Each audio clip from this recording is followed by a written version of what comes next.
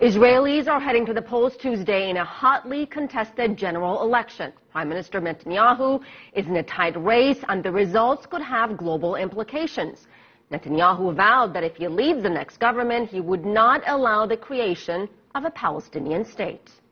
I think that whoever moves to establish a Palestinian state or intends to withdraw from territory is simply yielding territory for radical Islamic terrorist attacks against Israel.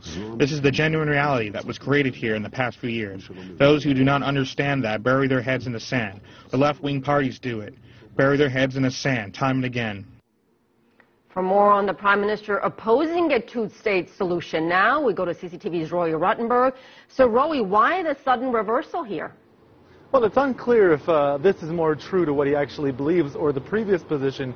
You may recall that he delivered a famous speech at Bar-Ilan University there near Tel Aviv, where he announced his support for an eventual two-state solution. That shocked many people, including his Likud party, which never embraced that position as part of their platform. What we've seen in the last 24 hours is Netanyahu making a sharp shift to the right, not because he worries that some of his supporters may have gone over to the left-wing camps, the Zionist Union camp led by Bougie Herzog, but because he fears that part of his drop in numbers is due to people who would be natural Likud supporters voting for other right-wing parties. We've seen some gains in recent years made by Habayit Yehudi, led by Naftali Bennett. He's a former advisor to Netanyahu, and he was sort of campaigning and saying, you know, I'm the only one that could eventually prevent a Palestinian state. So we've seen Netanyahu make this sharp move, a last-ditch effort to try to basically get Likud voters, as he said, to come home on election day. Another important sharp shift that we've seen in the last 24 hours, Tzipi Livni suggesting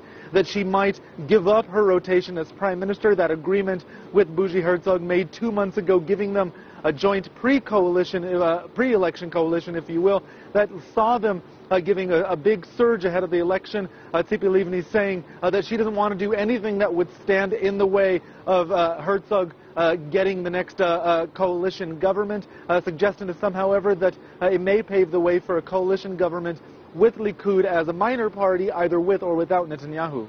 And Roy, there are certainly global ramifications here that go beyond Israel and its borders. What are some of those ramifications?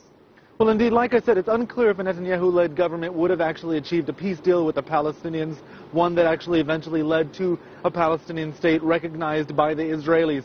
We also have to remember that the left wing in Israel is not strong. Any coalition that they form would include centrist and right-wing governments, I should say parties that may be opposed to a final deal with the Palestinians.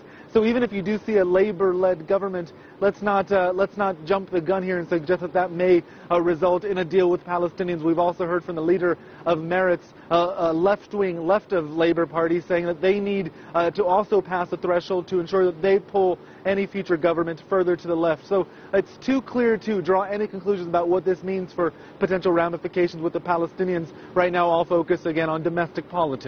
All right, CCTV's Roy Rottenberg, thank you.